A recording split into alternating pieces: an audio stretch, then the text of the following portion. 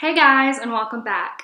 So as many of you may know, May is Mental Health Awareness Month. And at RCEA, we just want to talk a little bit about how the trauma of a sexual assault could impact a survivor's mental health, some things to look out for as a helping professional or an advocate in your own mental health, and some self-care tips that we could all use. When experiencing something as traumatic as a sexual assault, it's really no wonder that a survivor's mental health would be impacted. So in one study, it was found that 30% of individuals develop depression after their assault. Some other symptoms noted were anxiety, PTSD, such as like flashbacks, triggering events, panic attacks. They also saw that individuals who were assaulted were 26 more times likely to develop a substance abuse addiction than the average person. So looking at this, it's really impactful, and this trauma has such an effect on a survivor's mental health, and this is why it's so important to talk about it, and it's really important to let them know that there are resources out there and we want them to get help. As an advocate or a helping professional, it's so important that you take care of your mental health too. It's really hard to be able to help others when you yourself are struggling. And due to the nature of the work and the trauma that we see day in, day out, it's so important that you understand how susceptible you are to certain conditions, such as vicarious trauma, compassion fatigue, and burnout. I'm going to kind of go into those and define them for you guys so that you can kind of see, hey, is this something I've heard before? Is this something that I kind of need to look into? Because it's really important that you recognize this, because these have profound impacts on how we are able to handle and deal with the stressors of our jobs and day-to-days.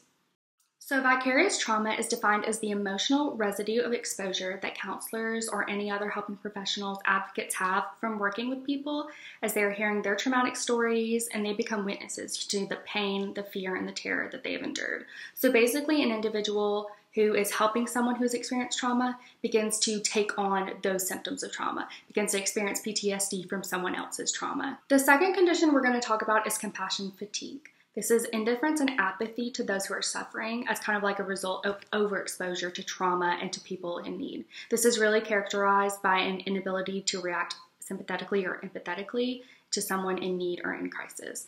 So basically, this is just as over time you become indifferent, you become apathetic, you are not feeling for the people that you're working for anymore, and getting to a point like this can be pretty dangerous for an advocate or a helping professional who needs. The last thing we're going to talk about is burnout. This one's pretty common and probably something that you've experienced throughout your life.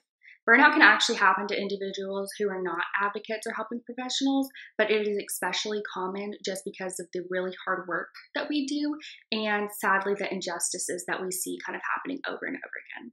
So burnout is defined as a state of being emotionally or physically drained to the point that one cannot perform functions meaningfully. This is kind of characterized in 3 different stages. So this is emotional and physical exhaustion, cynicism, and decreased perceived efficacy. So someone who experiences burnout, they just kind of are like, what's the point? What am I doing anymore?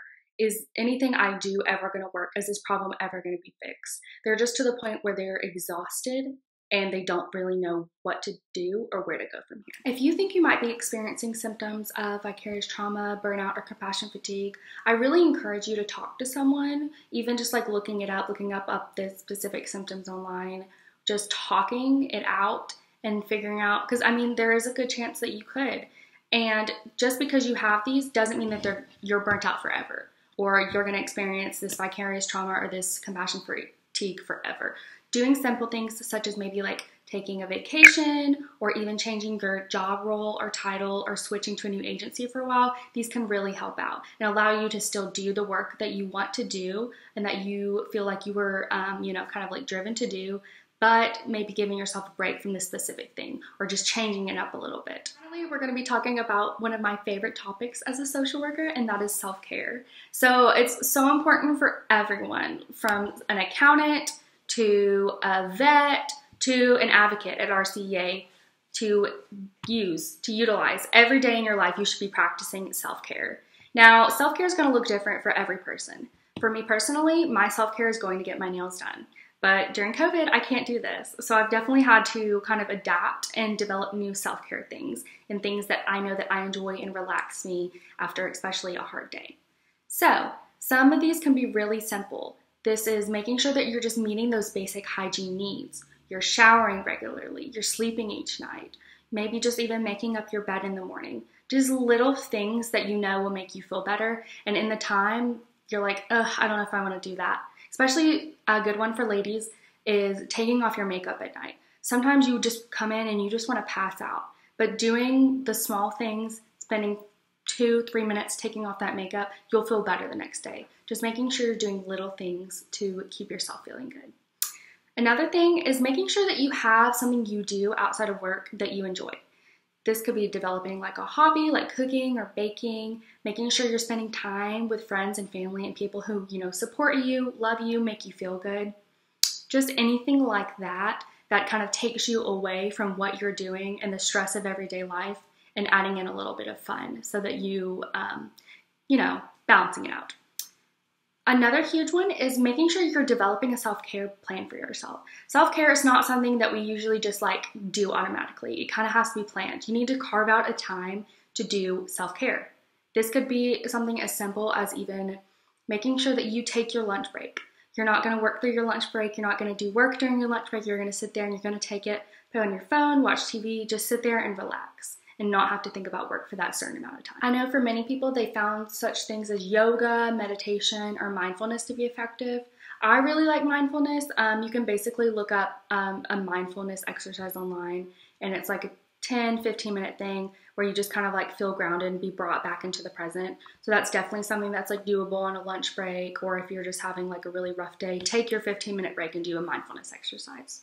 I know other people, they like journaling, writing down their thoughts. I've heard that daily gratitudes, like writing down 3 to 5 things that you're grateful for every day, has been shown to have really positive effects on one's well-being. So that could be something to look into. Some people like to exercise for self-care. Not my thing, but I know there are people out there and it actually releases endorphins and it's really good for you. And like I said, it's okay to seek help yourself. If you think you're experiencing compassion fatigue or burnout or vicarious trauma, go talk to someone. Just because we're helping professionals doesn't mean that sometimes we might need help too. Therapists need therapists. So don't let the stigma of you're supposed to have it all together because you're in the field, why would you not know what to do? That's another stigma on top of the mental health of just individuals. So we need to be taking care of ourselves. We need to make it a priority so that we can better help people if we are in the right headspace, if we're in the right mindset, if we are doing what we need to do for ourselves, we can take care of others and we can make sure that we're giving them the best of us that we can give them. I hope that some of the stuff we went over today was helpful to you guys, and you kind of have seen how important it is to develop good mental health strategies, good mental health awareness, good mental health coping mechanisms. We want all of us to experience great mental health.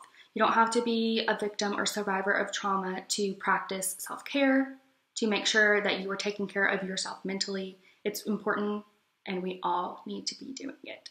But I hope you guys got something out of this. I hope that if you have any questions, you can leave them down below, any comments.